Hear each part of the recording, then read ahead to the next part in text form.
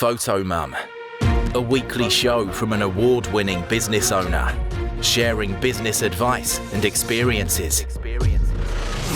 The raw, the real, and in some cases, damn right dirty. In business, it's not about what you deserve, it's about what you believe.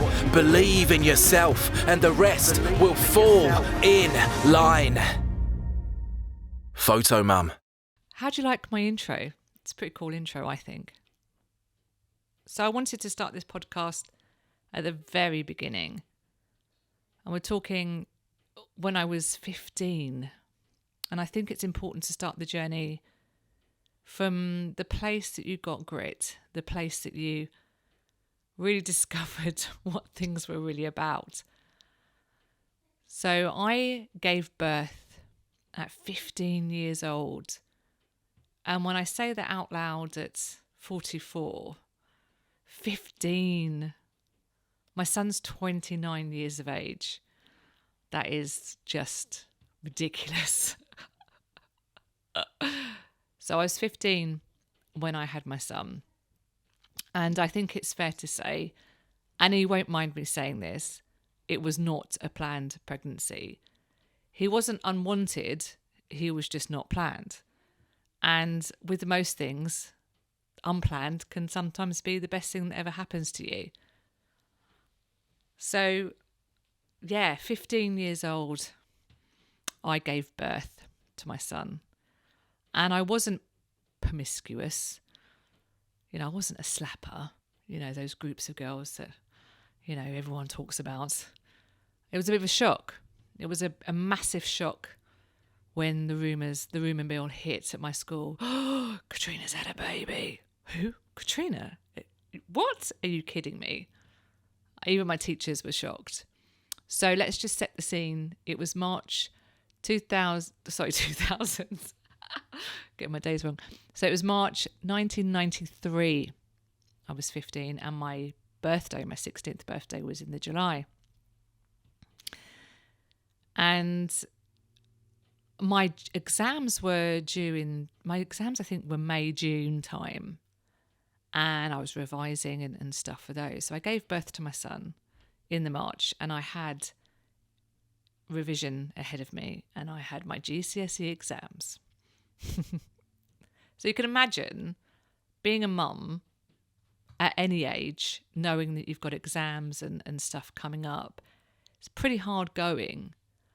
But then when you're that age and you've got life ahead of you as well, it's not just exams, it's everything. Now, I was in a position where I didn't disclose my pregnancy, and so only a few people knew I had him. So I could have given him up for adoption, but I chose not to. And I was in the hospital. I remember both him and I were not very well after I'd given birth. And I was in the hospital and I was in the ward with all these other women that had given birth, and they had all these balloons saying congratulations and the dads were coming to visit, and I just sat there and I just watched. And I'm not quite sure now, reflecting back on it, what I was feeling at the time. It wasn't jealousy, it wasn't loss, it was just, I'm not sure, I was just watching and observing. And I thought, God, these people are really happy to have a child. And here's me kind of not sure how to feel. And my nan came to visit, and you can imagine it was a whole shock for the whole family because I didn't tell anybody. And my nan sat on the edge of the bed, and I remember this really well, and my grandfather was there. My grandfather's quite a militant, he's ex-army kind of thing, and he's quite stern. And I remember thinking, oh my God, he's going to be so mad with me. He's going to be so disappointed. And he turned around to me and he said, "You've made me a great grandfather." And I thought, what? Where's this come from? What? Okay. And I was kind of in the mindset that I was actually going to give Stephen up for adoption. To start with, I'm going to be honest, I was kind of thinking, no, I'm going to give him up because I've got my exams on the corner. I want this huge career. And as I said, I was watching these parents, these fathers coming to visit their babies and the mums, and I thought to myself, I don't know how to feel about this. And my nan sat at the edge of the bed on day 2 or 3 after I gave birth to him. And she said to me, this baby's coming home with us. I don't care what happens. He's coming home. And she said, if I have to look after him and raise him until you're ready, then that's fine. So I kind of I reflected on what she was saying. I thought, well, I want my career and I want this and I want that. But it was kind of nice to have their acceptance. It was nice to have my nan say, whatever happens, we've got your back. So that was really important. And I love her forever for that. So, yeah, so I sat there and I thought, what do I do with myself now? Like, oh my God. So, needless to say, Stephen came home with us. And not one day do I regret that decision at all. I think if I'd have given him up, I think I would have spent every single day wondering what he looked like, how he grew up, his first day of school, his first words, all those milestones that you get to appreciate when you raise your own children. But the big thing for me was I thought, okay, I've made a bit of a mistake. I've fallen pregnant. I've had a baby. This is not Stephen's fault, this mistake. But he's not a mistake. The pregnancy was not planned. But he himself was wanted. And I think that's the most important thing. And growing up and him growing up, that's a lesson that I've tried to pass on. We all make mistakes, but it's what we do after that is the true telling of a human being. So the boy came home, my little Stephen, my bundle of joy. But I had exams ahead of me. So that was quite an interesting time. I was dealing with all these emotions and changes and this demanding baby, because he was a little bit demanding. But I've had 2 other children since then who are even more demanding. So when I reflect back, he wasn't that bad. So I got through my exams, and that was the most important thing. And the next step was, well, I really wanted to go to college, but I couldn't really because, back then there wasn't really any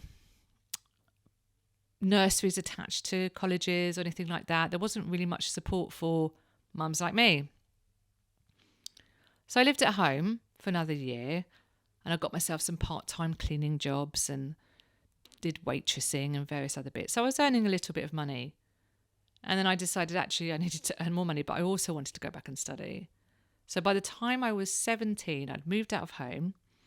I was living in my own little flat, earning a little bit of money. And by the time I was 18, that's when I enrolled in college.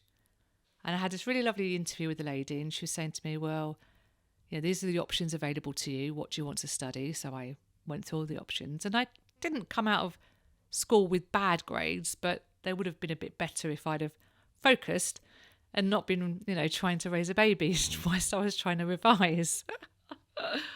Oh, hilarious. Anyway, so we chose my options and I went back to college. Well, I started college, should I say. And that's where my journey began. So I was working part-time, I was raising my son, and I was studying. And looking back, I do not know how I did all 3. And I was a single mum. I was raising my son all on my own, living on my own, and I got through it. And I remember having kind of barely any money, but I managed to still have a bit of a social life, and my other friends would babysit whilst I could go out, and I didn't go out often, but once or twice because you need that break. But I remember when I was meeting people at the school gates when Stephen started going to school, and when I was meeting people at college, I'd always lie about my age. I'd always say I was 2 or 3 years older than what I was because I was embarrassed about the stigma. I thought if people knew that I had a child at 15, they would have a really bad opinion on me. And at that point, at that age, it really mattered what people thought. I mean, now not at all. But back then, it really did matter what people thought of me, because I felt that I had to be this certain thing. And I thought that would take me away from being that certain thing. But anyway, moving on from there. So I got through college and still working part-time and cleaning and waitressing and various other jobs. Whatever jobs I could get my hands on, I did. And I got through it. And I went to college and did my degree. And then I got a big girl's job. This was a bit scary. So Stephen was 7, 8, and I got my first big girl's job in London. That was really awesome. I was kind of headhunted for this position. I went and started up this project, and I managed to sort my childcare out. It was just amazing. And I started this job in London, and my legal career started there. So Stephen was such a mature 9-year-old. He was so mature for his age. And like my daughter now, I look at her, she's the same age as Stephen was when I started in London. And she's nothing compared to him. He was so on it at 8, 9 years old. And I'm so proud of him.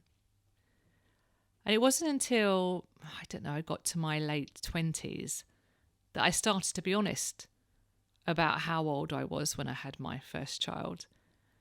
Because I no longer felt, I didn't care what people thought. When I got to my end of my 20s, I didn't really care. I started to go through that period where I knew who I was, and it took me a long time to understand who I was. And I think that's because I had a really good grounding, I had a really good job, I had a really good support network behind me. I mean, don't get me wrong, it wasn't easy being a single mum, and it wasn't easy not having a lot of money, but I got through it. And I also want to point out that Stephen didn't really want for much. He was a really good child, as in, you know, that Christmas list you give the child, your Argos catalogue, back in the day when you used to give them the Argos catalogue, and you'd say, what would you want for Christmas? And Stephen would say, well, whatever Santa could afford. And I said, well, you know, family buy you presents as well. So you can write a list that you'd want for presents from family too. And he used to go through the list and he would find things that were £5, £10. And I'd say, well, you know, you can put £20 or maybe £30 presents on that list. He said, oh, you sure? Do you think you could afford it? And that was so humbling that Stephen, at, you know, from the age of, I don't know, 7 to 12, 13, did that. So it's really, really nice. Looking back, it's the little things, but he was so good. But he didn't want for anything. He was a very good child and very patient with me. And he always saw me studying and working hard. But obviously I was also there for him. I was there for him for his plays and, you know, did the mum bit at the weekend. And I didn't really have, it's quite interesting, didn't have the mum guilt back then. But as an older mum, gosh, that creeps in on you. And I think it's because when you're a younger mum, just reflecting on me as a young mum and me as an older mum, it kind of didn't enter my head into feeling guilty about not spending time with Stephen. I had somebody to pick him up from school and take him to school. But I was there for him in the evenings and I was there for him the weekends. So I didn't feel like any guilt in that regards, because I was striving for something bigger for the both of us. And I explained that to him constantly, that, you know, this is what mummy's trying to achieve and yeah. So Stephen's going to come in on part 2 of this podcast next week to give you his reflection of how it was to have a young mum. And then I guess also it'd be nice to get some feedback from him and how he sees me with his brother and sister. So just to kind of jump forward, I had Thea and Bronson later on in life. So Stephen was 20 years of age when I had my daughter Thea. And then he was 22 when I had Bronson, my last born. So on reflection of looking at, being a young mum versus an older mum, I think it would be good to get Stephen on the programme to talk about how it was then, how our relationship is now, and how he sees me as an older mum, looking, I suppose, on the outside in. But going back to the feeling of having to fib about my age and worrying about what other people think, it was hard because I always believed in myself. I always believed that I could achieve something bigger or better than what I was doing at the time.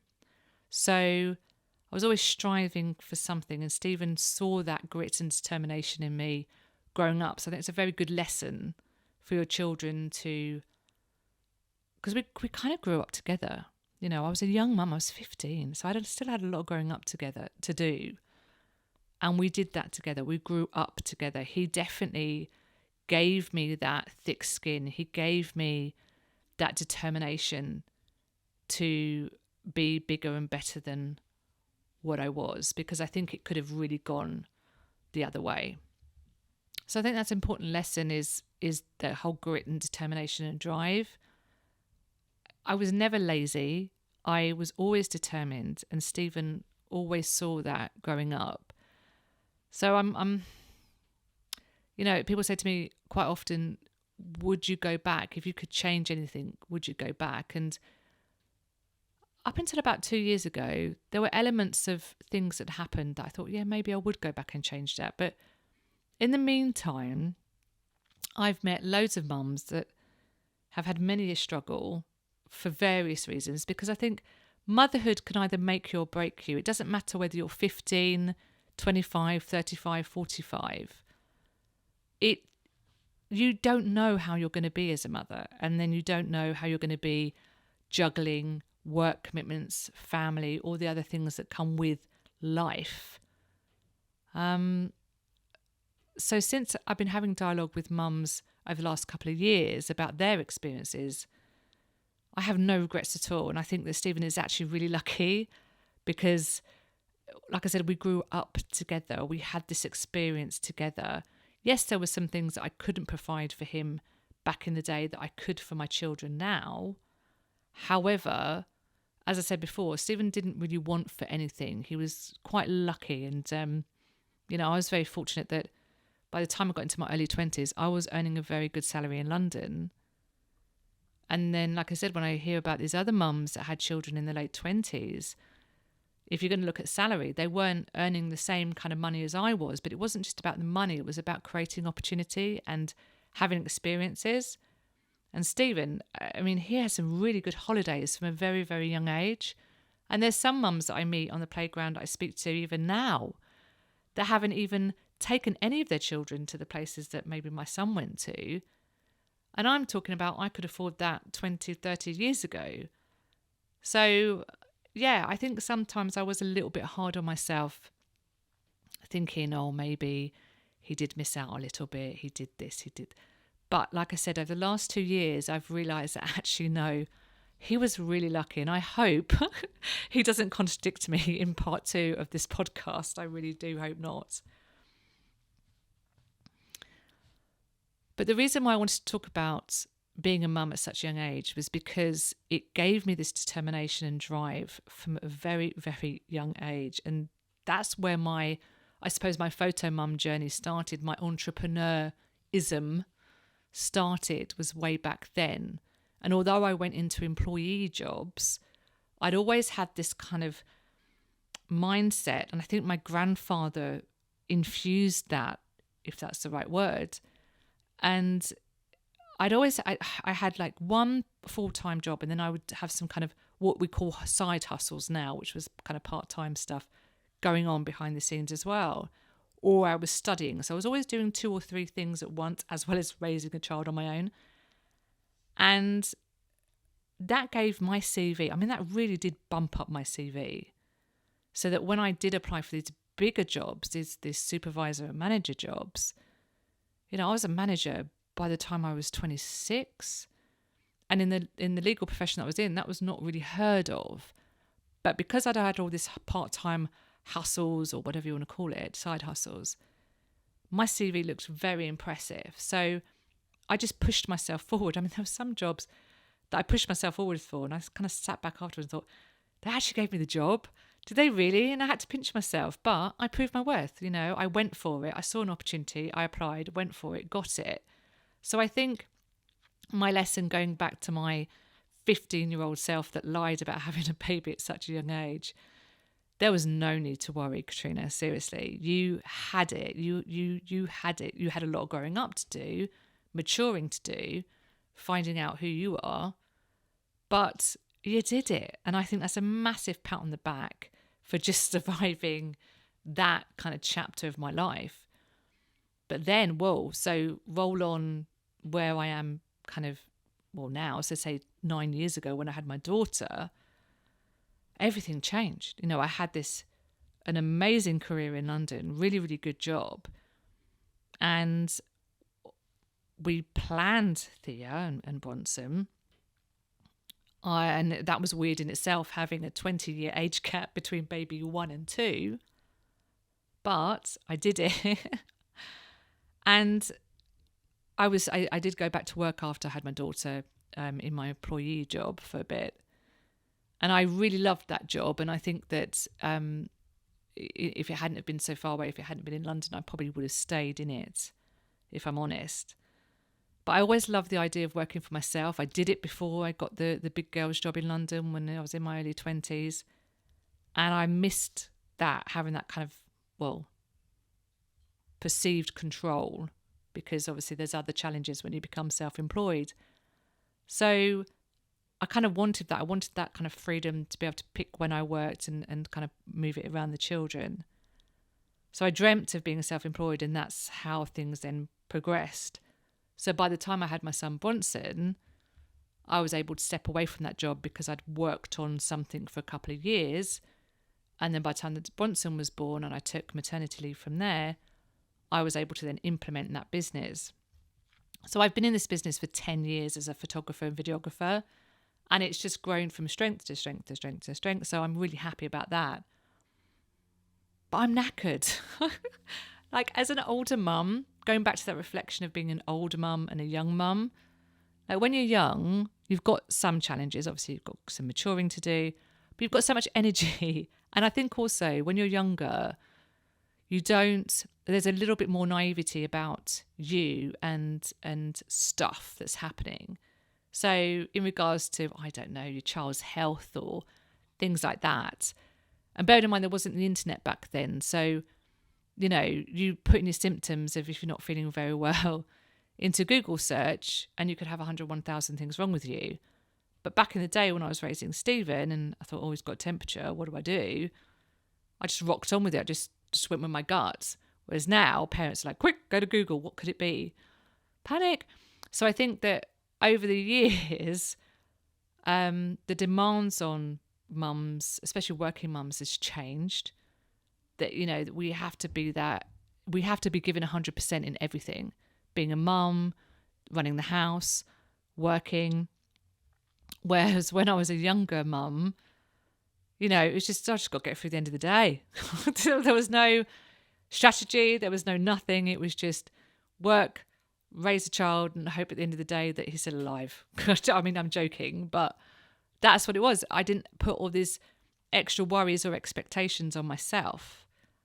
Whereas now, oh my God, and let's go back to the mum guilt. So I mentioned earlier on, didn't have that feeling of mum guilt raising Stephen because I guess I didn't make that connection. The brain didn't make the connection to his needs, I guess, because I was so focused on our needs as a twosome, I didn't think of his individual needs. Whereas now I've got as an older mum, so all I ever worry about is, are the children doing all right? Is it this? And I have all this mum guilt about the hours that I'm having to work and this, that and the other. And it's so draining. And a lot of people say to me, was it easier being a single mum to being obviously a not single mum and raising a child with somebody? And my answer is yes and no. It's easy in some regards because you haven't got to then worry about someone else's opinion or conflicts when you're managing a child, that discipline aspect of it, or educating your children, or what to do in your free time. There wasn't any, oh, what does dad think, and blah blah blah blah, or worrying about what your partner's attitude is on certain things. It was all down to me. I was mum and dad, so in that regard it was easier. But then obviously, as an older mum with a partner with 2 children, you've got less financial burden, which is obviously nice. So yeah, I think with everything there's swings and roundabouts to whether you're raising a child on your own or whether you're a couple. I mean, I could have this debate for hours and hours and hours, but I think the whole point of this conversation was to talk about how Fotomum started, where that grit, determination, the craziness came from, was having a child at such a young age. And now I can stand here or sit here and say, I am proud that I had a baby at 15. Couldn't say that almost 30 years ago. How times have changed. So that's Katrina from Fotomum. I hope you enjoyed the show. And as I said, Stephen will be coming in on part 2. Hopefully he doesn't contradict anything that I've just said. I don't think he will. I think you'll be quite pleased. And like I said, we've grown up together. Stephen and I have grown up. We're very close. And it's funny because when we go out, people think that I'm like his older partner, or I don't know. It's either I look young or he looks extremely old, or something in between. I don't know. But we do get mistaken for a couple sometimes, which is hilarious. Anyway, Fotomum, over and out. That's it. Thank you for lending us your ears. Be sure to subscribe and look out for the next episode. We're also on YouTube.